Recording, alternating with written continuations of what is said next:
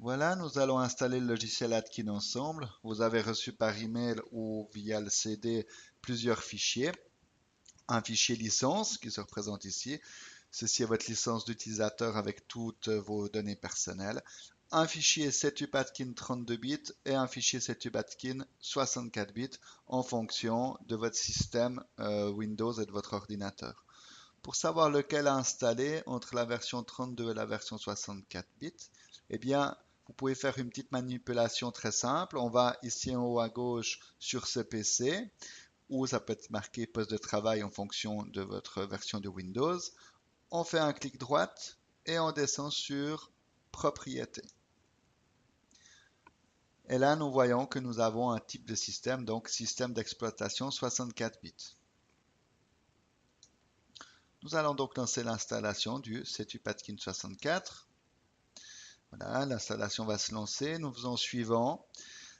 Le répertoire de destination ici, eh bien, c'est une valeur non modifiable car il va être utilisé par le système. Donc, on va faire suivant. Et voilà, on va laisser le logiciel s'installer tout seul.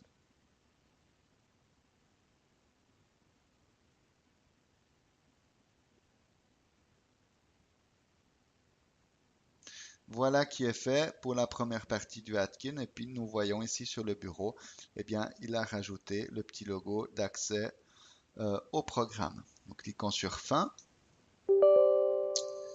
Le logiciel vous propose immédiatement d'installer Adobe Acrobat Reader. C'est un lecteur en fait de fichiers PDF, de formulaires PDF. Il est indispensable de l'avoir pour pouvoir créer des factures de type 590. Donc si vous ne savez pas si vous l'avez déjà installé ou non sur votre ordinateur, je vous conseille de mettre oui. Nous allons laisser le système s'installer et dans mon cas, nous voyons qu'une version plus récente est déjà installée, donc il n'a pas procédé en fait à l'installation d'une nouvelle version puisque je l'ai déjà dans mon système. On fait terminer. Dans votre cas, peut-être que vous n'aurez pas le logiciel Adobe, eh bien il lancera l'installation et on fait suivant, suivant, suivant. Voilà, maintenant il nous faut installer la licence. Donc nous allons double-cliquer sur la licence. Il va falloir autoriser. On va mettre oui, on autorise l'installation.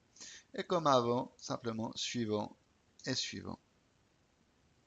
Voilà, la licence est installée et puis le logiciel va pouvoir être utilisé.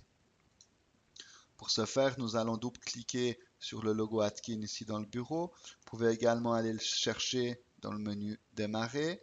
Nous voyons qu'il va se retrouver ici dans les ajouts récents si vous êtes en version Windows 10, pardon.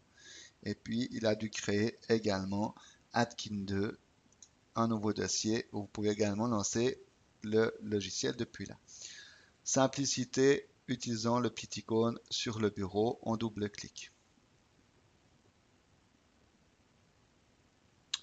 Le système va se lancer.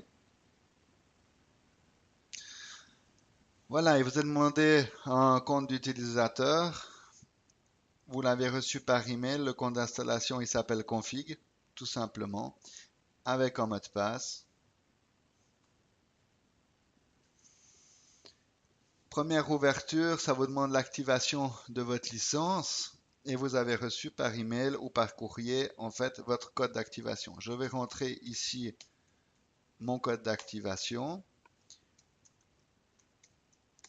Bien entendu, ça ne vous sert à rien de recopier ce code puisque le code en fait est lié au fichier licence, donc chaque personne a un code d'activation totalement différent.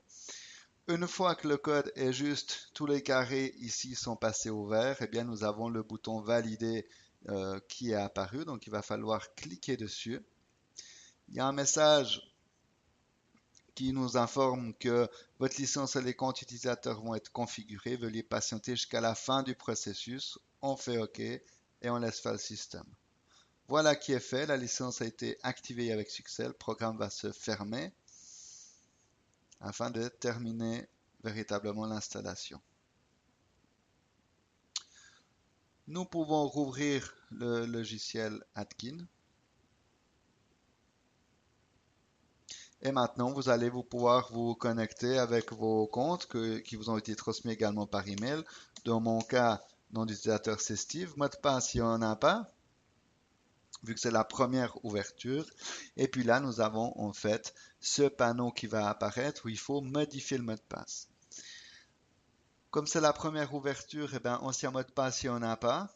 Donc, nous allons directement cliquer ici sur Nouveau mot de passe. Et puis, nous allons mettre un mot de passe. Vous mettrez celui que vous avez bien envie. Confirmation, on met le même. Et on va cliquer sur OK. Voilà, le logiciel est installé et nous allons pouvoir maintenant procéder en fait au réglage, au paramétrage du logiciel.